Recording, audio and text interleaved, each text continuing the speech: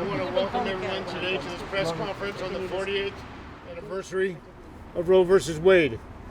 Here at UCSF, a leading institution for training in late-term abortions and live dismemberment.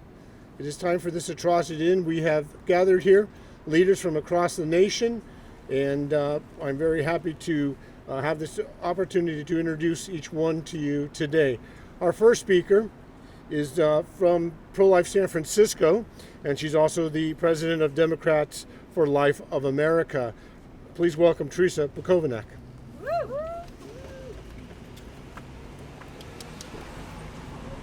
Thank you, Jeff.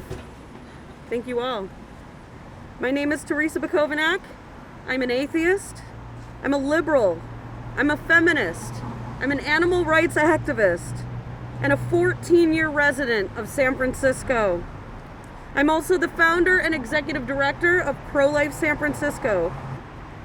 In the summer of 2015, I saw the undercover video of Planned Parenthood Federation of America's national medical director describing to David Daleiden, who was undercover, that the single best source of late-term fetuses that could be used for experimentation was the University of California, San Francisco. She explained that UCSF does not use feticide prior to dismemberment or induced labor in order to preserve the organs for harvesting. We later saw undercover footage from Dr. Eleanor Drey, UCSF's top abortionist and director of the Women's Options Center here at Zuckerberg General Hospital. She was seen explaining not only that she was not using feticide, but that researchers were literally tripping over each other in order to obtain these human fetuses. The fact that UCSF doesn't use feticide means Dr. Drey trains and performs these abortions two ways: a fully live dismemberment procedure or a medical induction, which according to the Pro-Choice Society of Family Planning reduces born alive infants at these late gestational ages up to half of the time. It is noteworthy that many of these fetuses are between the ages of 18 and 24 weeks, meaning many were viable and could live outside of the womb if given medical care. All fetuses must be free from abnormalities, must not be the result of sexual violence, and neither the life or the health of the pregnant parent can be at risk.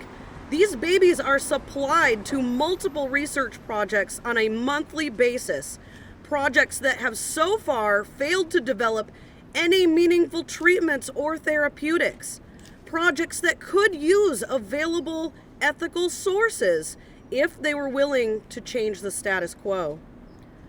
These tragic and horrific acts have taken place on public property here and funded by public money. It was also revealed recently that the UC system has had an active eugenics fund, specifically funding research related to literally eugenics and family planning. We know that abortion and late-term abortion affect people of color disproportionately. We also know Black women specifically experience systemic racism in healthcare to the point where Black women are 6 times more likely to die in childbirth than white women, regardless of economic status. And yet so many are unwilling to acknowledge the blatant racism of abortion and fetal tissue procurement. We know that the entire abortion industry was birthed by 2 white supremacists, Lothrop Stoddard, who was an advisor to the Nazis, and Margaret Sanger, who started the Negro Project and spoke to the KKK. The babies and parents being targeted to fulfill these research quotas are disproportionately people of color, and the expectation that poor and disenfranchised people and people of color should be expected to shoulder more horrific late-term procedures is profoundly and explicitly racist. Representatives from Pro-Life San Francisco have addressed the UC Regents during public comment at every bi-monthly meeting for almost 2 years. The university has ignored our demands for transparency, has doubled down on their requests for more federal funding of fetal tissue experimentation, and just 1 month ago unlawfully ordered a citizen's arrest of me, along with activists from survivors of the abortion Holocaust, for exercising our First Amendment rights and expressing our profound disapproval. The university is doing everything they can to silence us and to shut down our efforts. Unfortunately for them, we have only grown stronger and more determined. We know that even the vast majority of the San Francisco and even the pro-choice communities would not support these crimes against humanity if they knew. On this devastating anniversary of Roe versus Wade, we grieve, but we stand ready for the battle ahead.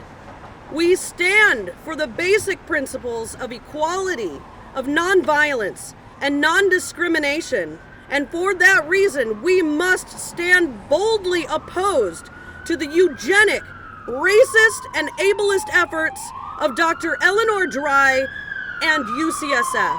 Thank you.